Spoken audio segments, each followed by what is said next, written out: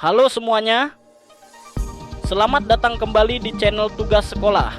Di video kali ini, kita akan bahas topik yang menarik, yaitu tentang konsep dasar dalam rekayasa perangkat lunak. Mungkin istilah ini sudah tidak asing bagi kalian yang tertarik pada dunia teknologi. Tapi sebenarnya apa sih rekayasa perangkat lunak itu? Sebelumnya disclaimer dulu, video ini dibuat hanya untuk kebutuhan tugas ya.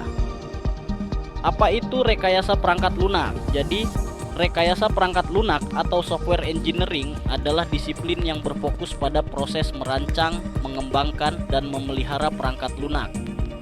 Kita nggak cuma bicara tentang coding atau membuat aplikasi saja, tapi juga mencakup metode, proses, dan alat yang dibutuhkan untuk membangun perangkat lunak berkualitas tinggi. Tujuan utamanya sederhana, yaitu menciptakan perangkat lunak yang efisien, andal, dan dapat diandalkan. Ini penting untuk menciptakan solusi yang bisa digunakan dalam jangka panjang. Tahapan dalam rekayasa perangkat lunak. Kalau kita bicara soal tahapan dalam rekayasa perangkat lunak, biasanya kita mengacu pada Software Development Life Cycle atau SDLC. Di sini ada beberapa tahap yang perlu kita lalui untuk membangun perangkat lunak yang baik. 1. Kebutuhan atau requirement analysis. Pertama, kita tentukan apa yang sebenarnya dibutuhkan. Ini melibatkan komunikasi antara tim developer dan pengguna atau klien. 2. Desain. Setelah kebutuhannya jelas, kita lanjut ke tahap desain, yaitu merancang struktur dan arsitektur perangkat lunak. 3. Implementasi atau coding. Ini adalah tahap di mana kita mulai menulis kode. Nah, di sini para developer benar-benar mengerjakan detail dari perangkat lunak yang akan digunakan. 4. Pengujian atau testing. Setelah coding selesai, perangkat lunak diuji untuk memastikan semuanya berjalan sesuai rencana dan bebas bug. Pemeliharaan atau maintenance.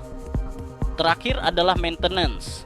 Ini adalah tahap yang terus berlangsung untuk memperbaiki, memperbarui, dan meningkatkan perangkat lunak agar tetap relevan dan optimal.